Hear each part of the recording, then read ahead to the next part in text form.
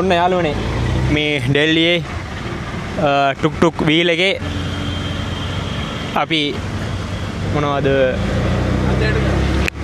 යනවා අපි මේ පොඩි ගමනක් මා අයියයි කොහොමද හරිද 11 ස්ටැචු මේ ඩෙල්ලි දැන් සෙන්ටර් ඩෙල්ලි ඉඳන් මම හොටෙල් එකට යන ගමන් අපිට හොඳ අයියා කෙනෙක් සෙට් වුණා අර තියෙන්නේ අර ගාන්ධීජිගේ 11 ස්ටැචු කියලා කන්සෙප්ට් එකක් තියෙනවා හොඳට තියෙනවා වගේ.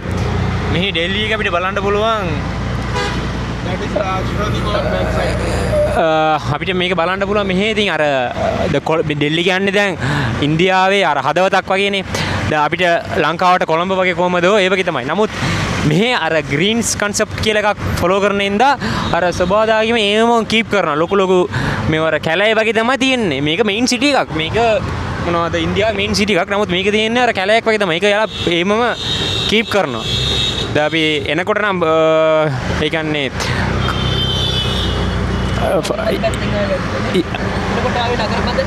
ඔව් එදා අපි යාපෝට් එකෙන් නම් එනකොට කැබ් එකක් බුක් කරලා ආවේ. ඒක නෑ ඉතින් තදබද නගරපද්දෙන් තමයි ආවේ. දැන් අපි යනකොට දැන් හොටෙල් එකට යනකොට අපි දැන් වෙනසකටම කියලා දැන් අඳුරන මේ අපේ අයියා කෙනෙක් ඒ කියන්නේ තමිල්නාඩු අයියා කෙනෙක් සෙට් වුණා. එයාගේ වීල් එකේ දැන් අපි යන ගමන් ඒතකොට වීල් එකේ යන ෆීල් එකත් වෙනස්නේ. මම නම් ඉඳලා වටයක් ගහලා තමයි ආයෙ එන්නේ. හරි මේ ඩෙල්ලි සීරීස් vlog එකේ ඉතින් බලා ගන්න පුළුවන් ඩෙල්ලි එකේ ඉතින් මට එච්චර vlog එකක් කරන්න බෑ. ඒ ඉඳ මට මම වෙන වැඩකට ආවේ.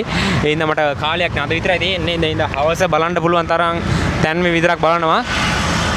මේ එක්ස්ප්ලෝර් කරන ලෙවල් ගන්නවා. වීඩියෝස් පුළුවන් තරම් ගන්නවා. මේක තමයි ඉතින් ඩෙල්ලි මෙයින් සිටි එක.